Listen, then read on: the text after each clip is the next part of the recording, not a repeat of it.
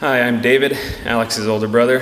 I gotta admit, I saw my name on the program today for the first time and went, oh shit, what the hell am I gonna say?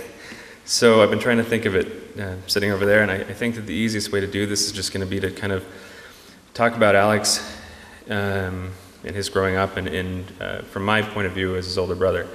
And so Alex was really I'm 10 years older than him. And he really was the quintessential older brother, or younger brother, in that he was a joy, but he's also a pain in the ass, you know? And anybody who was an older sibling knows exactly what I mean. But he was born, woke me up early on a weekend, being born in our house. That was my first interaction with him. But, you know, he had a hard time, you know, even being little. And, you know, we spent a lot of time together, and I could never really quite figure out what he needed from me, you know, but, you know, we had a good time. We went to Alaska together every season, of course, and we went to, you know, a camp where they have the largest reserve of grizzly bears in the world, and we called them Snack Pack on those trips, because we figured he really wouldn't make much of a dent if he got eaten. But at the same time, you know, I think when he was 4 or 3, he broke my girlfriend's nose that time, accidentally, like kicking her in the face. So, you know, yeah, there were ups and downs with him. But, you know, as he got older, I was still pretty young, but I kind of saw that he needed something from me, and I didn't really quite know what it was. You know, I had trouble too when I was younger, like he did, in a different way, but still had some problems. And I kind of tried eventually as I got older to be a good role model, but unfortunately, you know, I'm not cool in any sense of the word. And I quickly slipped away from being a peer. You know, around the age of, I think, 6, probably, Josh, who's kind of our other brother, entered our life. He lived with us, and even Josh is cool, and, you know, even he wasn't a peer to Alex. So it was really hard for us to figure out what he needed, and so I kind of thought that maybe he needed something to be proud of, or some sort of grounding for his identity. So Josh and Liz and Sarah and I tried to teach him our family craft, commercial fishing. We tried to get him into that. And, you know, yeah, that was another struggle. He didn't really seem all that interested at the time, but he loved it up there. And so we didn't know this, but his last year of fishing, I think he was maybe 16. And, you know, so the last time he saw Alaska, it was still wild. There were no roads running behind our cabins. There was no Wi-Fi. There was no electricity. You know, so I'm really glad that was the last time he saw it, because that's what he really valued about that place. But I remember when he really started to slide, you know, I was kind of telling myself, okay, well, you know, if he smokes marijuana every once in a while, big deal. Just about every single person I ever know does it. A lot of people can handle it. He could not handle it. And so, you know, we really realized there was a problem when he had this big blowout party at my mom's house when she was gone. And I got a call from the neighbors. I'm really glad they called me instead of the cops. And I came down and told them to break it up. He said he would.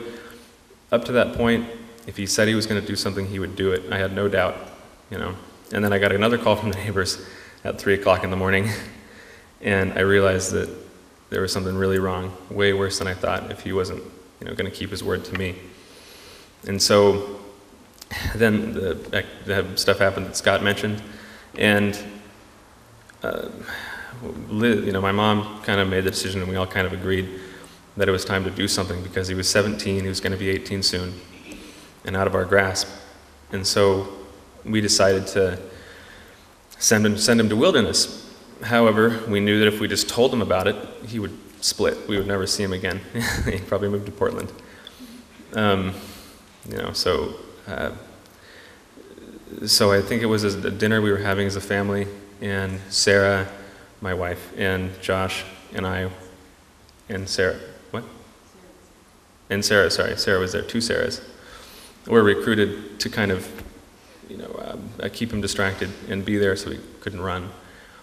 And, you know, I've faced a lot of hard things in my life. I've had a fairly tough life, but that was probably one of the hardest things I've ever done, was tricking him, because he was so happy. Josh and I were both adults. We had to go to work tomorrow morning and everything, but we'd agreed to stay up till 5 o'clock in the morning watching movies with him. He was thrilled, because we usually couldn't do this, and that felt pretty awful to be tricking him.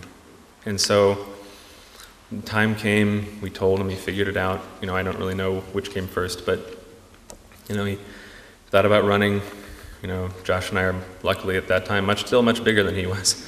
So, and Sarah was there too. And so between we blocked the exits and managed to stop him, and it was tough, and I felt just rotten for deceiving him. And I still wasn't quite sure if I had done the right thing. I felt like part of my responsibility was to warn him as his older brother this was going to happen to him. But there was too much risk in warning him, so I didn't warn him. And he ran upstairs to his room. I went after him to make sure he didn't go out a window at my mom's behest. And I remember we both cried, and I apologized for tricking him. He forgave me. He understood why I did it. And so, we carted him off to Wilderness. And I thought, my impression was he's going to be gone for 6 months to a year.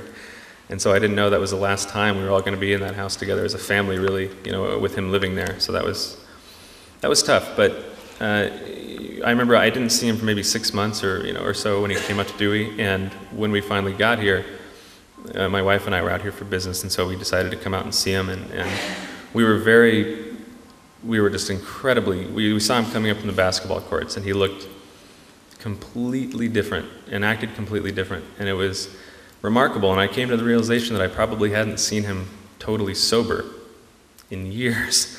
That's my assumption. And that was one of the best moments of my life. And I realized that it had been a good decision to send him here. And so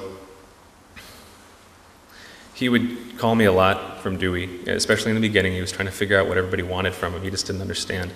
And I realized as I was thinking about it that some of those calls were probably trying to get me to give him permission to not participate. He called me and said that, what do they want you to do? Well, they say they want me to go to therapy. Well, go to therapy. And I realized that, he probably wanted me to say he didn't have to now in retrospect. But so, I was really glad that I finally was able to give him some value, and that he needed my help to figure himself out and to kind of figure out his life and how he should interact with people and how he should talk to people. And I was really glad I could help him with that. But one of the things that I've kind of learned, I've had a lot of loss in the last 10 years, and I'm very fortunate because the last time I saw Alex was right before we went to Micronesia, and we shared a long embrace. We said we loved each other, and we said we'd see each other at graduation.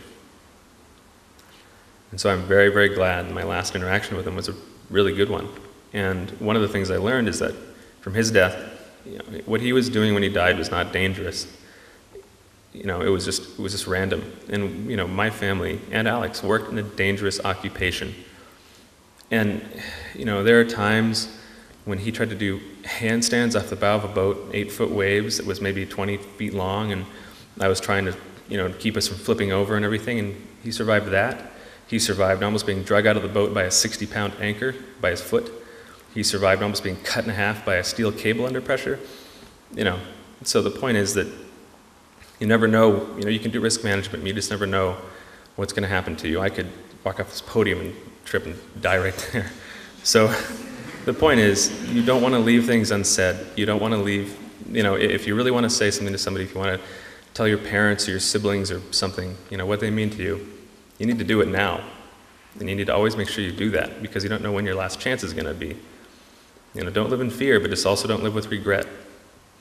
Because I can't even imagine how much worse I'd feel right now if I didn't take that opportunity when I did. So, thanks.